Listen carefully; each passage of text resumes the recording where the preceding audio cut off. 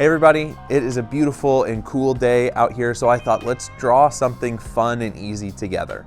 We're gonna take a couple references and use really basic shapes to draw them. Anybody can do this. All I have is a colored pencil and a marker. You could use anything you want, even just a pencil. But this gives me the ability to sort of draw the shapes first, and then I'll use something darker to put in the details and make my picture really kind of come to life, those final lines. So use whatever you want to, grab some paper, let's start drawing. Okay, so today we're gonna be drawing two different horses, and here are the references we're gonna be looking at. We're gonna look at what basic shapes make up these images. We're gonna focus on the heads, but just in that area, what are the basic shapes we can use to draw that picture? We wanna start with the most basic shapes. We get an idea of the proportions, the relationship of those shapes in this picture, and then you can take it wherever you want to. Where does your style want to go? But we're going to start with the basic construction. So here we go.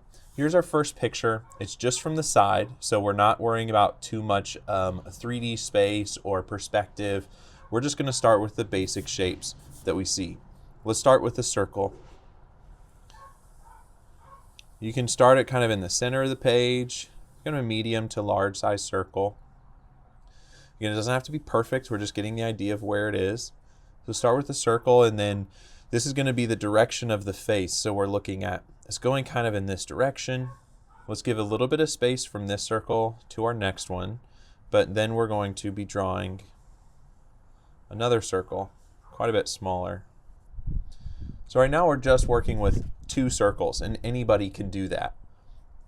From here, we're going to take this outside edge and this outside edge, connect it with a line. And do the same on the bottom edges. Connect that with a line. You can already see the shape of the horse's head kind of coming into view just by using two circles and two lines. I mean, anybody can do this. It's so simple when we break it down this way. Now I'm going to look at its neck. So this horse's neck is a really strong line underneath, and it pretty much continues up to around its ear. So I'm going to look a little bit above the circle and take that line down following the neck. So it's almost a vertical line, and it's going to go just past our main circle. You can redraw it a couple times, just get it into the place that you want it to be. Now what I notice about his neck is it has this really strong curve, the muscle in his neck, and so I'm going to take this bottom corner and top of my line, and I'm going to make this big sweeping curve connecting the two. Now here I just use my wrist. I just kind of keep my pencil locked, use my wrist, and pull that curve around. So you can kind of already see it taking shape here. His neck has this sort of connecting point, so let me draw in a line to bring it in. And what I'm going to do next is its ear. So pretty much, in this space between, I'm going to start with pretty much an oval shape. It's going to go the same direction of his neck, and you can do it sort of as tall as you'd like to. There's his ear, and the ear on the other side is really just this like small little triangle. So we're already working with a pretty great structure of the face, but we need to start putting in a little bit more detail. So we're looking for things like the eye, the nose, and the mouth. Where do those fit? How are they in relation to these shapes? So I look at the eye and I notice it's not at the edge of the circle, so I know it's going to come in some, but I know it's sort of in this area. It's not on this bottom side or really towards the back. It's really up here towards the front, that corner. So I'm going to put a circle in there representing where the eye goes. Now I'm going to go to the nostril, which I really only see one because it's from the side, but I notice that it is sort of on this top half of the circle, and it's in this front quarter. And so I can sort of stay on that edge. Let me just put in about a half circle shape for his nostril. So let's look for the mouth. I know his mouth is in this circle space from his face, and so I'm going to look at where it might begin. It's lower than the nostril. It's not all the way down to his chin. And so I'm going to bring it maybe around here. The angle is pretty much sort of the same angle of his face going that way. So I'm just going to push it back just like that. Pretty much cut off my circle at the bottom. These are all very simple shapes and simple steps anyone can follow. And we're already building a horse out of it. One thing I do notice is I'm just observing the picture. I'm looking at my reference. I'm looking at, hey, does this look similar to what I drew? Does it look different? How big or small or long are these shapes I'm using? What I notice is his chin really kind of juts out further than that shape I've already drawn. So I'm going to put in a new half circle for his chin because I know it bumps out a little bit further. One other thing I notice is that his jaw, or the bottom of his mouth, it kind of comes in not quite as low as when I first drew it, but a little bit more up here. So I might redraw that line or just bring it up a little bit.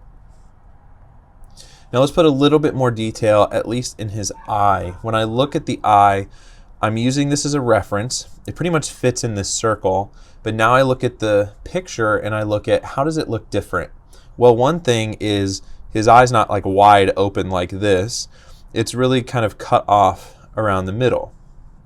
So let me cut it off. His eyelid is, more closed and showing the whole eyeball. And it has this kind of curvy shape to it. So I'm going to put this curvy shape in there. And then underneath, I can kind of rock with mostly that bottom of the circle right there for his eye. Now his nose, I know it doesn't, isn't this whole shape of his nose, but maybe I can just bring it in, give it a little bit of space there. So now I'm going to look at how do I finish this image. I already have the basic shapes. This is what I need to know, sort of the size of his head. It looks like a horse. He has an ear and a mouth and a neck. And so how do I finish it? This is where you get sort of your style or your voice coming through.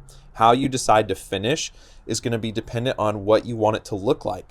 So if you want this to look more and more accurate to the picture, you're going to do a lot more observation. Notice that this top of his face, it isn't a straight line, but it's a little bit more of a curve. You see a bump towards the end.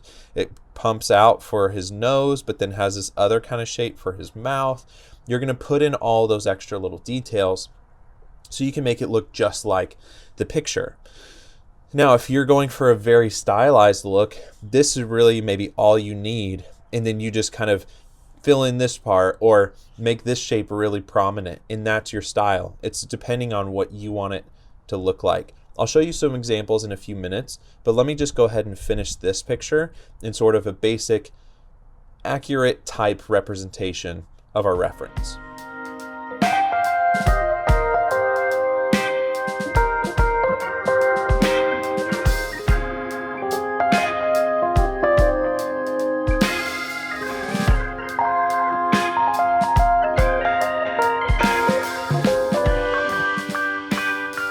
So right here you can see I finished it with some really basic lines, but because of the construction I did, it gave me everything I needed to know where do those lines go, where do I want them to end, and I use my reference as help, and I can draw in a horse using 2 circles, an oval, a few lines, and a couple other half circles. That's all we need. We already drew a horse. You can do this. Anyone can do this.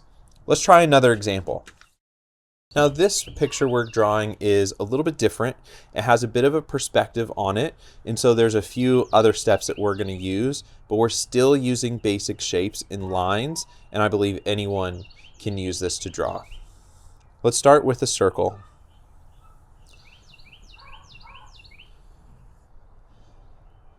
This is very similar to how we started our last one, starting with the circle, and then we're going to draw another smaller circle for the nose. But these are going to be a little closer together than our last image.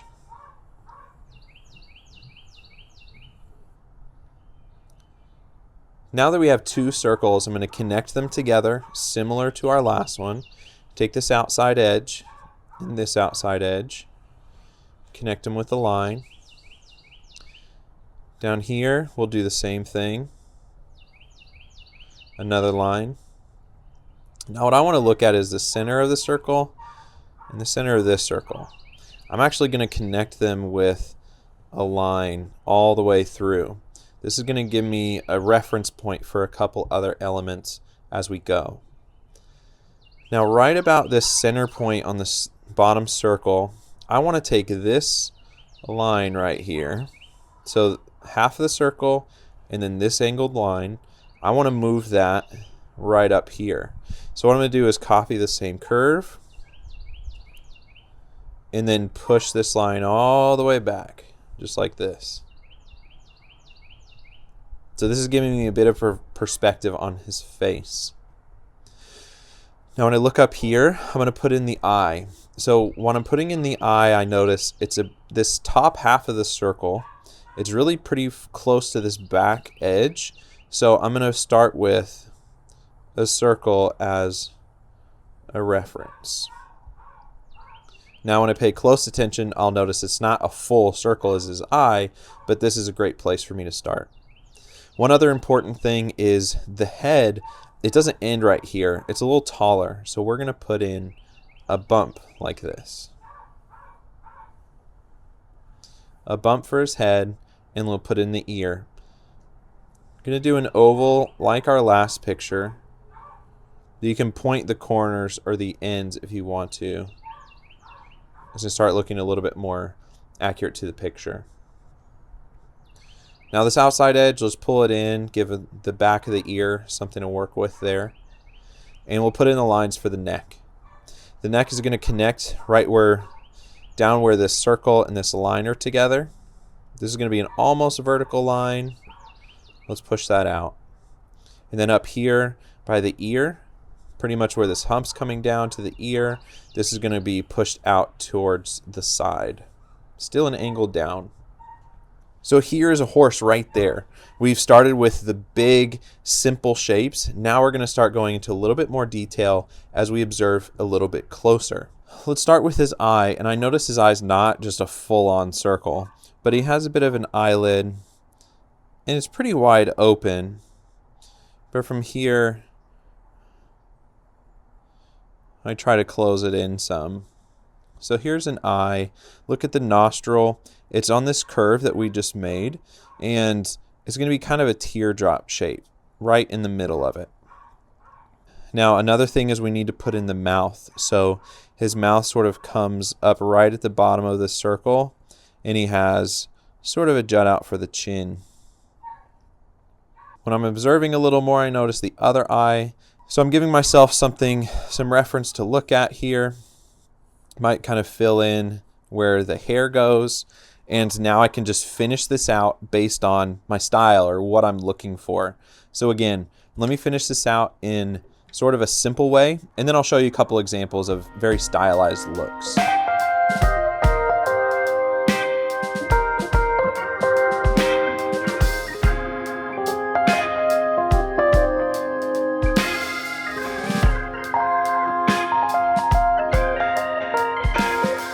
So this is a very, very simple sort of way to finish. I could put in a little bit more details based on, the shadows or some of the depth of the muscles or other elements of the face. And so there's maybe different things you could put into it to sort of finish it the way that you want to. But what I want you to see is simple shapes can give any of us the information we need to draw something that feels complex. You may not be able to say, I can draw a horse, but you can draw some circles and some lines and then use that to draw anything that you want. Let me show you a couple examples of a style where I might use the same shapes to build it out, but then I'm going to take the finished product in sort of a different direction just based on what my style or what my look might be.